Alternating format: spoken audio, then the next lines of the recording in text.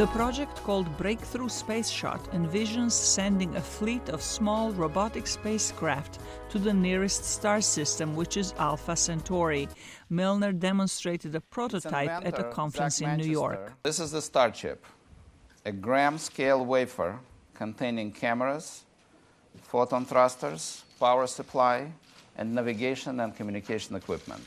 Milner said the chip, the size of a large postage stamp, will cost no more than an iPhone.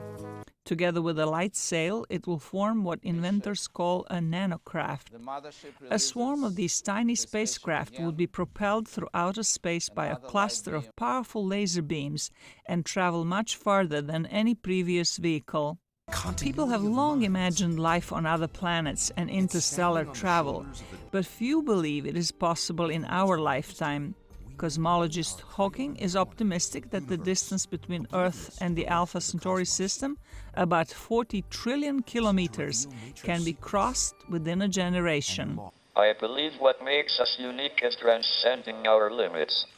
Gravity pins us to the ground, but I just flew to America. US-based scientist Freeman Dyson says we may not have to go that far. The space between here and Alpha Centauri is not empty, that it's not just a huge void which you have to cross in order to reach something interesting on the other side. On the contrary, there are thousands of objects in between. Dyson believes that life is more likely to be found on an asteroid or another small galactic object than a planet.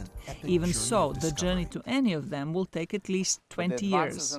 Entrepreneurs believe they can get the mission off the ground in about 20 years.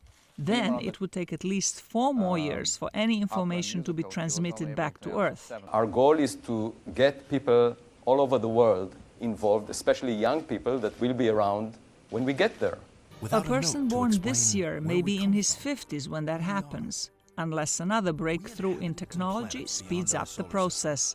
Zlatica Hope, VOA News, Washington.